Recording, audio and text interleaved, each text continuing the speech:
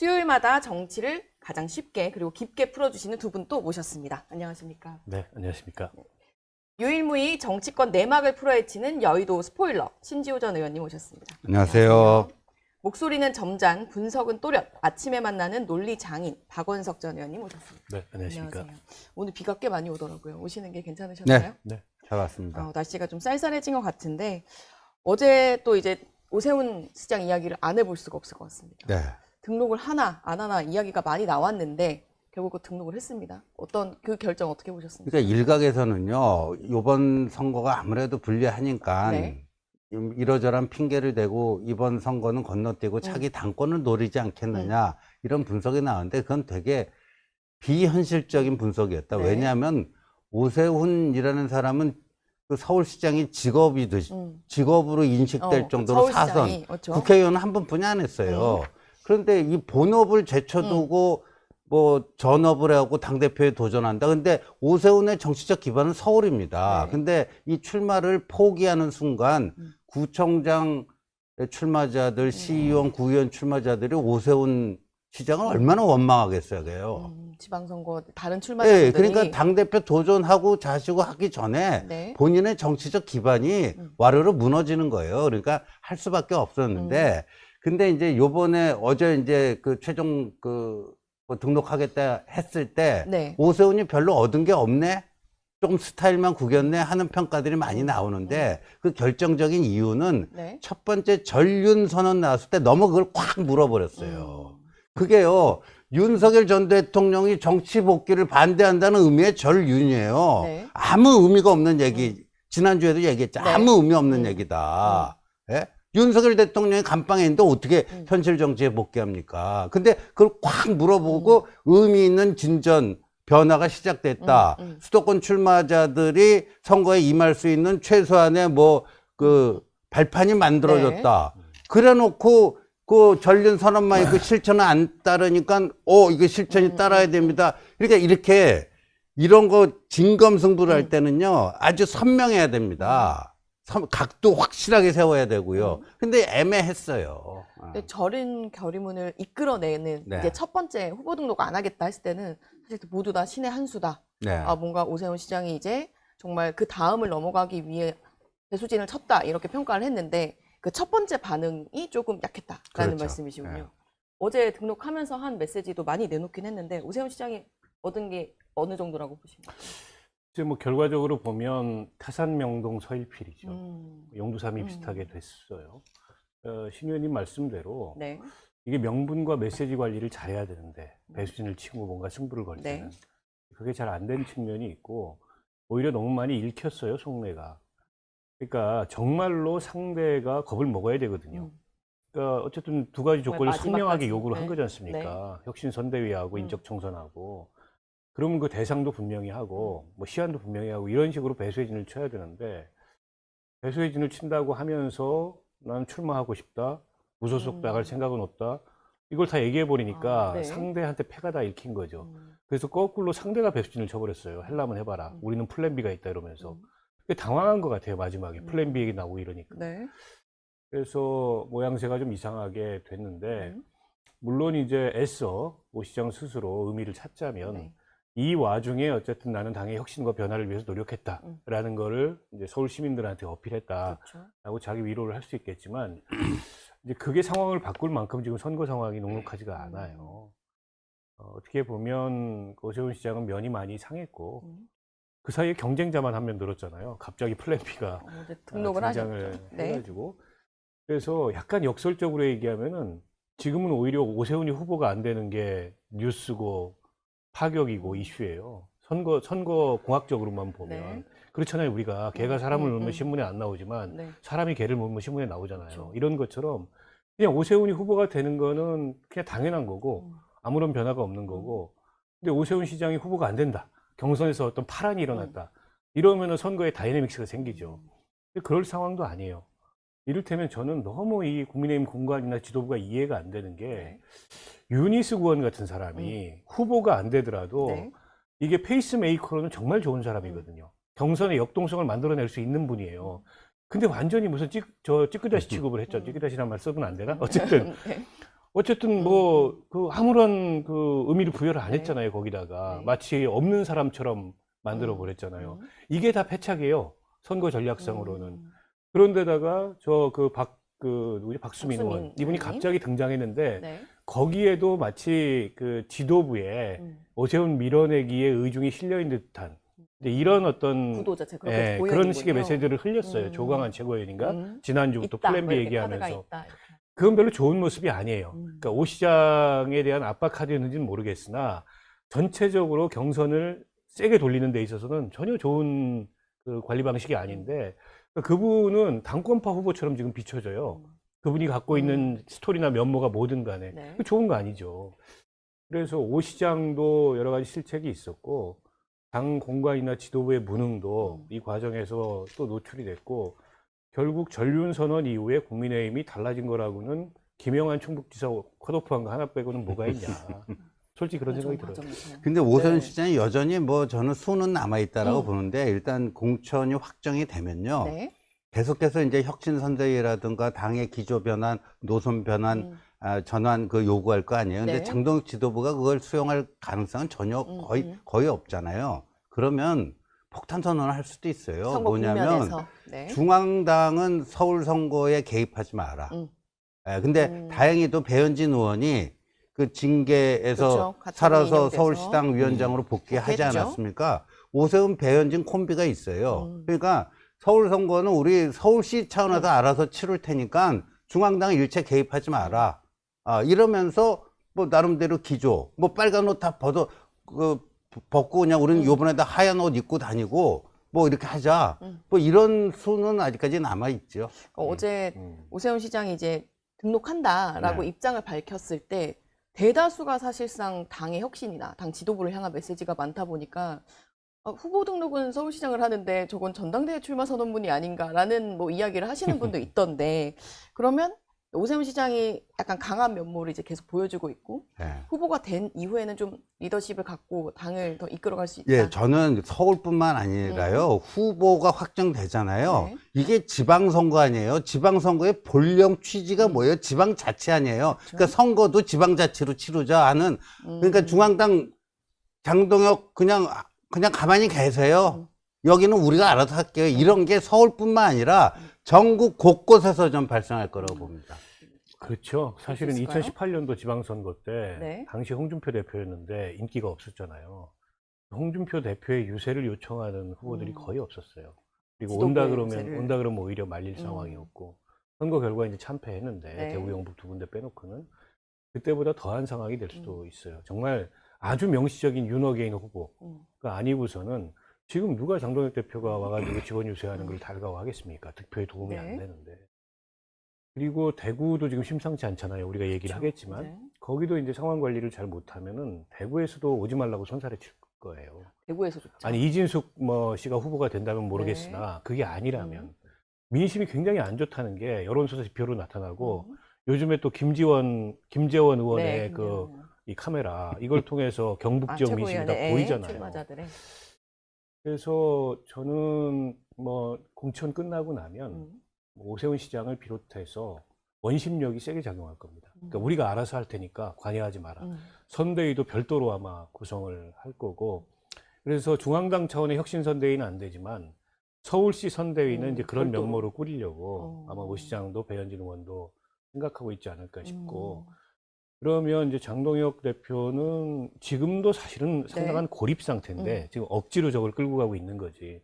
더 고립될 거예요. 선거판에 그게 눈에 확 띄거든. 당대표가 어디 갈 데가 마땅치 않아가지고. 그렇다고 장동혁 대표 스타일이 공중전을 잘하는 스타일도 아니잖아요. 그러니까 이것도 도움이 안 되고 저것도 도움이 안 되고. 근데 이제 선거 결과는 그러면 안 좋아요. 아니 이게 백지장도 맞들어야 선거를 이기는데 가뜩이나 열세인데 중앙당 따로 뭐 지역의 후보 따로 시도당 따로 이런 거 선거가 되겠어요? 쉽지 않은 상황이죠. 말씀하신 대구 이야기를 해봐야 될 것 같아요. 네. 대구 지역이 지금 사실 뭐 충북 이제 컷오프 후에 추가 공모를 받았고 대구 지역이 이야기는 흘러나오는데 네. 부산이 경선으로 정리된 것처럼 지금 쉽게 정리될 것 같지가 않은 분위기란 말이죠. 네. 지금 보도에 의하면 이정영 공관위원장의 보관은 무엇이냐? 삼선 이상 중진 3명만 컷오프 시키는 게 아니라 초선 유영아 의원도 컷오프 시키고, 예, 기업인 출신 최은석 네. 초선 의원과 이진숙 전 방통위원장 두 사람으로 압축시켜가지고 하는 그런 방안을 시나리오가 이렇게 또 공관위 회의에서 발언도 한 것 같아요. 그렇게 보도가 나오고 있는데, 그런데 이 주호영 의원이 며칠 전 여기 채널A 전화 네, 인터뷰도 인터뷰하면서요. 했죠. 저는 그거를 들으면서요. 아, 이분이 만약에 그런 식으로 컷오프 되면 무소속 출마도 강행할 가능성이 꽤 있겠구나. 직감적으로 그걸 느꼈어요. 주호영 의원은 2016년에 공천 탈락돼서 무소속으로 나갔다가 생환해서 복당한 전력이 있습니다. 예. 그래서 오히려 이쪽 당 국민의힘 후보가 이진숙으로 결정되는 순간 김부겸은 100% 나오고 지금도 뭐 25일경에 출마 선언할 네, 거다 하는 보도가 기사가 뜨고 나왔더라고요. 있는데요. 예, 그리고 그쪽에서는 이진숙이 되기만을 바라고 있는 거예요. 작년 대선에서 뭐 김문수나 한덕수 같은 윤어게인 이 사람이 되기를 이재명 후보 측에서 학수고대했듯이 지금 똑같은 구도예요. 그런데 주호영 의원은 자기가 무소속으로 나가면은 오히려 3파전에서 될 수도 있다. 이런 계산을 할 가능성이 충분히 있고. 근데 주호영 의원이 그 본선에 무소속으로 나가면 수성갑 자리가 비잖아요. 선거가 있죠. 그럼 주호영 의원 무소속으로 나가잖아요. 그럼 자기 빈 수성갑 국회의원 보궐선거에 주호영 의원이 볼 때는 나하고 시너지 효과를 일으킬 수 있는 사람을 여기 좀 데려다 놓고 싶다. 그러면 한동훈 전 대표 한동훈한테 출마 권유를 해갖고 당신하고 나하고 대구에서 무소속 연대로 바람을 한번 일으켜보자. 이런 제안을 할 가능성이 충분히 있다. 일단 제가 그날 네. 뭐 무소속 출마, 탈당 이런 걸 여쭤봤을 때는 아직은 결정된 것도 없고 그 무소속 연대도 사실 대답하기 지금은 어렵다라고 그렇죠. 말씀을 하셨었는데 아니 그렇죠. 아직 끝난 게 아니니까 그렇죠. 네. 이제 공천 과정을 끝까지 볼 텐데 일단 너무 무리수예요. 그러니까 대구 지금 지도부가요? 아니면 아니 공관위도 공관인가요? 그렇고 네. 지도부도 그렇고 왜 그러냐면 대구 민심이 계속 좋지 않습니다. 여론조사 보세요. 민주당한테 뒤지는 것도 나오는 데다가 네. 그 대구 경북 통합 이 이슈도 관리를 잘 못했고 그렇죠. 그래서 이게 현 정권이 대구 경북을 차별한다 이렇게 책임이 돌아가고 있는 게 아니고 여기 국민의힘이나 여기 정치인들이 무능해서 또 이제 지역 주민들의 바람과 관계없이 이런 결과를 낳았다 이렇게 책임이 네. 돌아가고 있어요. 생각보다 이게 선거의 심판론 이슈로 등장할 가능성이 높아요. 네. 그런데다가 대구는 이제 오랫동안 그 본인들이 대통령도 배출하고 또 대구 경북 지역에 큰 정치인들이 있었기 때문에 네. 이제 그런 정치인에 대한 어떤 갈망 같은 게 있는데 지금 전부 향토의 비군이 돼 있거든요. 대구 경북 지역의 네. 정치인들이 그러니까 중앙 정치를 하는 큰 정치인이 없어요. 거의 이제 박근혜 대통령, 유승민 의원 이래로 그냥 그 맥이 끊긴 거예요. 대구 지역 국회의원이 누군지도 모르는 사람들이 허다해요. 이런 거에 대한 갈망이 있어요. 왜냐하면 오랫동안 여당을 했던 그런 이 큰 집권 세력의 정치인에 도시기 때문에 네. 정치적 야망이 있거든. 네. 근데 그 야망을 충족시켜줄 사람이 없어요. 근데 여기다 이진숙 같은 사람을 꽂아? 아무것도 검증이 안 돼.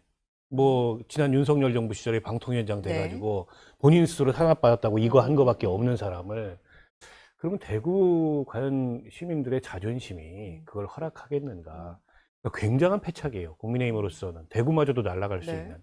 그런데다가 김부겸 전 총리는 거기서 국회의원도 했고 그렇죠. 그분이 그렇게 막 뭐 무슨 진영적인 당파적인 인물이 아닙니다. 오히려 통합적인 그런 이미지를 가지고 있고 네. 본인이 또 그런 이미지 관리를 굉장히 잘 했어요. 아니 그러면 우리가 오랫동안 한 당만 찍어왔는데 그 당 출신은 아니지만 대구가 배출한 총리까지 한 큰 인물 한번 네. 만들어서 지역도 발전하고 민심이 그렇게 우리도 큰 먹고 정치인 한번 키워보자 이런 정서가 선거 때 확 돌 수가 있어요. 근데 민심이 한번 그렇게 확 돌면 이 걷잡을 수가 없거든요. 선거판 그냥 넘어가는 거예요, 그 순간에.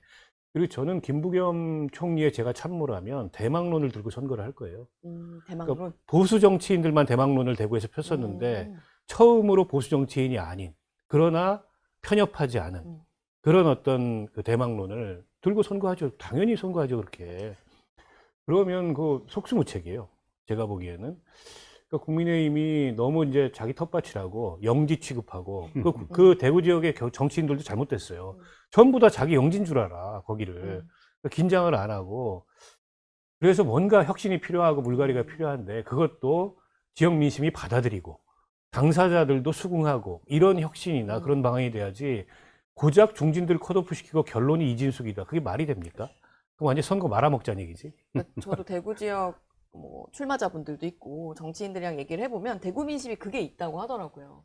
뭐 지금까지 지지도 해주고 했지만 뭔가 한 번 소용돌이가 치면 네. 걷잡을 수 없을 거다. 이 얘기는 모두 다 공통적으로 하셨거든요. 과거에도 그런 사례가 있습니다. 그러니까 그 민자당 시절이었는데 민자당 공천을 받은 대구시장 후보가 3등으로 떨어지고 무소속의 그 문희갑 후보가 시장으로 상당한 격차로 당선되고 그래서 지금 그때랑 좀 분위기가 비슷한 것 아닌가.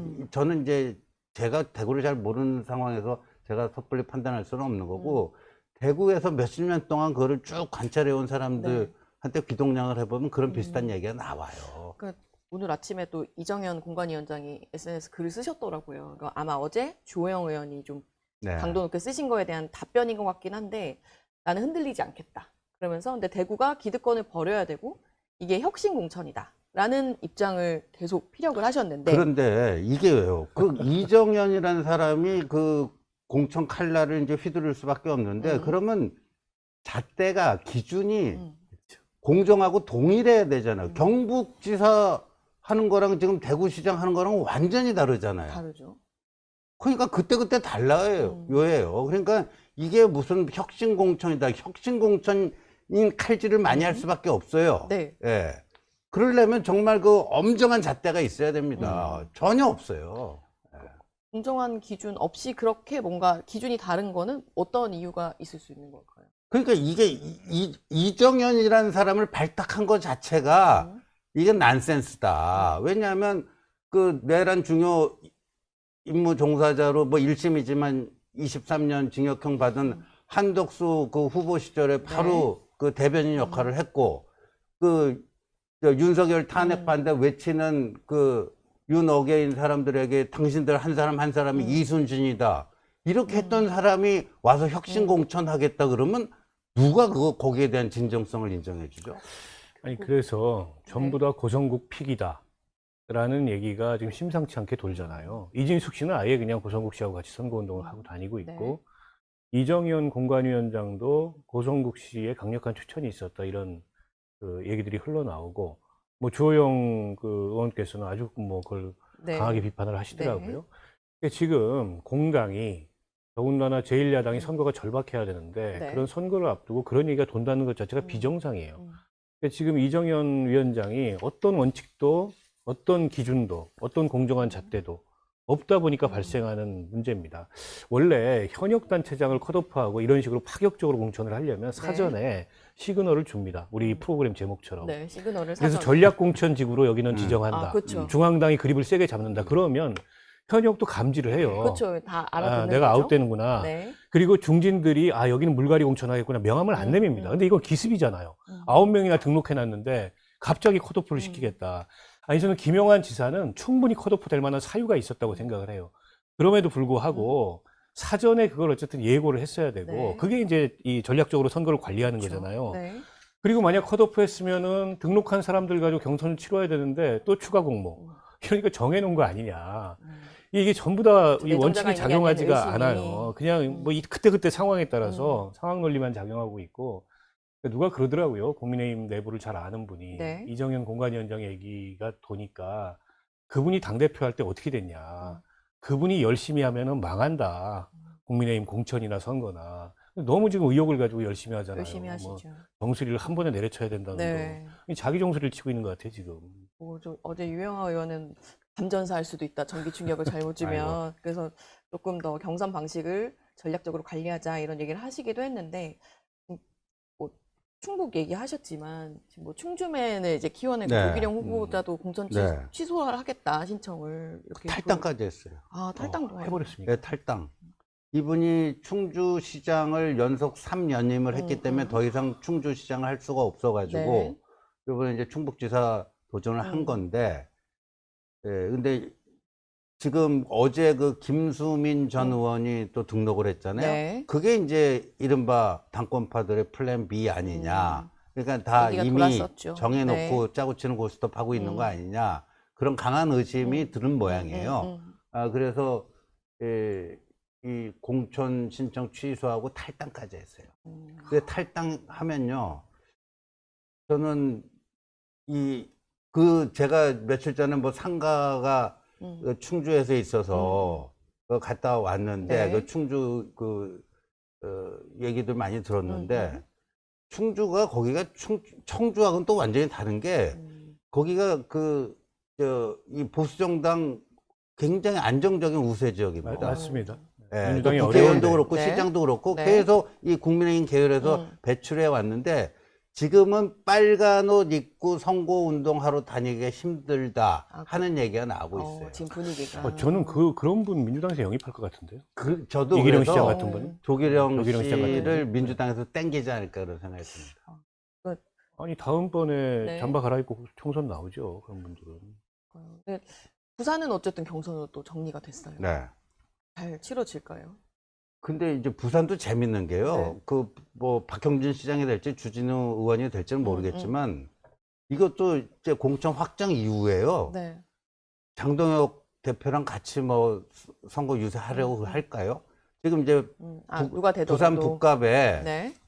거기가 제일 이제 한동훈 보궐선거 출마지로 이제 1순위로 네. 이제 거론되고 있는데 아마 한동훈 전 대표가 부산 북갑에 보궐선거에 출마하게 된다면 국민의힘 부산시장 후보지만 한동훈하고 뭔가 이렇게 같이 연대해서 수밖에 흐름을 없겠다. 같이 타서 뭐 하려고 하는 움직임이 나타날 가능성이 상당히 있다. 그렇게 선거 봅니다. 국면에서는. 알겠습니다. 국민의힘 상황은 일단 대구가 어떻게 가닥을 잡을지 좀 지켜봐야 될 것 같고요. 민주당 내에서 어제 정청래 대표가 기자회견으로 이제 당정청 협의안이 나왔다. 19일에 처리하자라고 한 이 공소처법 어떻게 보셨습니까? 내용들을? 그 법안이 국회에 온 게 3월 5일이고요. 네. 어제 17일이었지 않습니까? 한 2주 동안에 여권 내부 이로 인해서 상당한 그쵸. 그 균열과 여러 파열과 가지 갈등과 그쵸. 뭐 이런 게 있었는데 결국 그 결론을 보면 대통령이 등판해서 수습한 불끈 상황이 됐습니다. 등판했습니다. 그리고 저건 어떻게 보면은 거대 여당의 무능을 드러낸 측면이기도 하고, 그리고 사실은 이게 민주당 내부 얘기를 들어보면 네. 의원총회를 한 6번 정도 했대요. 그래서 당정 간에 충분히 토론은 아니고 합의는 아닌데 그 소통이 안 됐든지 아니면 이제 그 내부의 강경파가 계속 새로운 그렇죠. 요구를 들고 와서 이게 논란이 빚어졌든지 어찌됐든 간에 그 의제 관리를 잘 못했다. 대통령도 어제 국무회의에서 아쉬움을 그렇죠. 표했지만 과정 관리에. 그 장면을 좀 노출했다고 보고요. 그 과정에 이제 김어준 씨 문제까지 불거지면서 여당 내부에 상당한 이제 균열이 발생한 거죠. 네. 이게 오래 갈 거예요. 그리고 이제 8월 전당대회가 예정돼 있기 때문에 사실 전당대회 전초전을 치르고 있는 셈입니다. 그게 이제 어떨 때는 조국혁신당과의 합당 이슈로, 어떨 때는 검찰개혁 이슈로, 또 뭐 김어준 씨 이슈로 이렇게 바꿔가면서 근본적으로는 내부 권력 투쟁이 지금 전개되고 있다고 봐야 될 것 같고요. 내용으로 보면 글쎄요, 저는 공소청 중수청법에 대한 정부안이 그나마 어쨌든 합리적인 안이었다고 보는데 더 이제 정부로서는 물러설 수밖에 없는. 근데 이를테면 수사에 관여할 수 있는 모든 통로를 다 막았는데 네. 중수청이 수사를 개시하면 수사 개시를 통보하는 거를 마치 상하관계에서 보고하는 거다. 이러면 검사들이 또 그 수사를 흔들 거다. 저는 그렇게 의심하기 시작하면 한두 끝도 없다고 생각하고요. 반대로 통보조차 안 하면 어떤 그 문제가 일어나냐면 네. 제가 굉장히 힘 있는 사람이에요.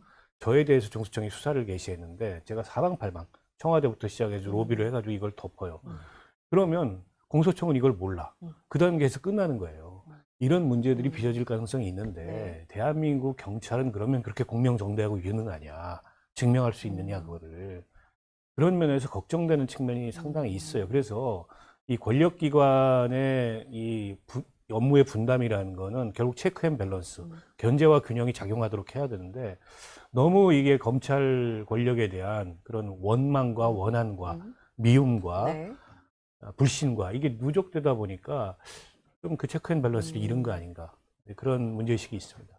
뭐 대통령이 모든 검사가 다 나쁜 건 아니다. 이런 음. 말들까지도 했고, 초선 의원들 만났을 때. 네.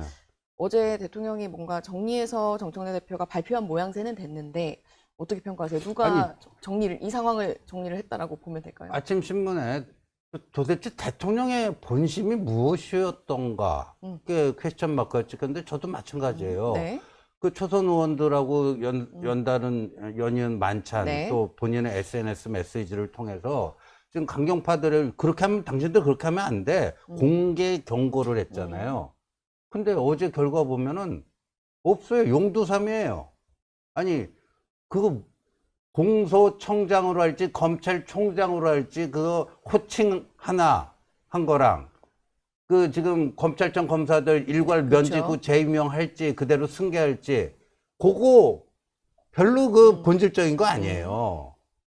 그거 정도 관철되고 뭐 된 게 뭐 있어요? 물론 이제 보안수사권은 나중에 형사소송법 그때 따로 논의한대지만 그 용두삼이로 끝났어요. 그러면 대통령이 왜 그렇게 그러면 저 강경파들을 압박하는 듯한 그 언행을 한 이유가 도대체 뭘까? 이런 그 의문이 남지 않을 수가 없는데, 근데 저는 그 수수께끼가 어느 정도 풀리는 것 같기도 한 게, 이 지금 그 민주당이 그 조작 기소, 그러니까 대통령 관련 그 뭐 5개 그 기소인가요? 5개 사건 기소, 그게 다 조작 기소했다. 그러니까 공소 취소가 돼야 된다. 이거 국정조사를 하자. 이거를 지금 우원식 국회의장이 먼저 치고 나와서 할 것 같아요. 뭐 국민의힘 반대하더라도 할 것 같은데, 그러니까 대통령은 이걸 하고 싶은 거죠.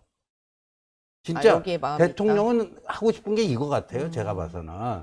예, 그러니까 조작 기소, 공소 취소. 조작 기소였다. 따라서 공소 취소되어야 한다. 이쪽으로 이걸 하고 싶은데 너무 강경파하고 세게 척을 쥐고 갈라치기를 하면은 그 에너지가 분산이 되잖아요. 그래서 좀 에너지가. 절충을 하고 여기에 네, 그러니까 저는 결국 이렇게 간 거 아니냐. 용두삼이로 끝난 배경이 그런 거 아니냐 하는 합리적 의심이 듭니다. 합리적 의심에 대해서 어떻게 보세요? 아니 근데 공소청법, 중수청법이 완벽한 건 아니었기 때문에 조정의 여지가 있었던 내용이 추가적인 조정의 여지가 있었던 내용이 전 있었다고 보고요. 또 보기에 따라서는 조정된 것 중에 문제가 있다 이런 그 비판도 있고 이를테면 특사경에 대해서 수사 지휘권을 배제했잖아요. 원래는 있었는데. 그랬죠. 근데 이제 오히려 그건 있었어야 되는 거 아니냐. 반대로 그 공소청의 조직구조 3단계로.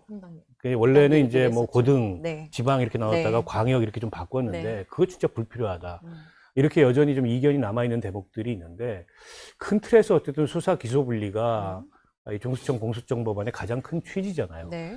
그거는 이제 정부 원안에도 어느 정도 돼 있던 건데 그 당내 이제 강경파나 또 강성 지지층들이 이런저런 문제 제기를 하니까 그 디테일에 있어서 진짜 완벽한 분리를 추구했는데 그게 가져올 부작용이 없겠느냐 걱정되는 점들이 있다. 근데 이게 끝난 게 아니고 2라운드가 남았어요. 그게 보안수사권 문제입니다. 근데 이제 정부나 대통령은 보안수사권이 필요하다는 생각을 갖고 있는 것 같아요. 근데 당에서는 보안수사 요구권 정도로 해야 된다라는 의견과 그것도 안 된다라는 의견이 대립하고 있어서 5월 달에 다시 한번 지금 이게 좀 미뤄놓은 상황이거든요. 또 논의를 해야 되죠. 지켜봐야 될 문제고 그 사이에 대통령 뭐 공소취소 이 문제가 있는데 저는 사실은 공소취소 모임 하는 것도 좀 이상하다고 생각했고 국정조사로 과연 공소취소 할 만한 근거를 찾을 수 있을까? 왜냐하면 이거는 사법 절차에 들어간 거기 때문에 법적으로 입증해야 돼요. 정치적 확증이 아니고. 근데 우리가 국정조사 해봐서 알지만 국정조사를 통해서 법적으로 증명할 수 있는 거는 굉장히 한계가 있어요. 법원에 가 있는 이미 사건은. 그래서 또 이게 이제 정치적 논란, 정치적 공방이 오가는 형태로 진행될 가능성이 있고 야당 보이콧 하겠죠 아마.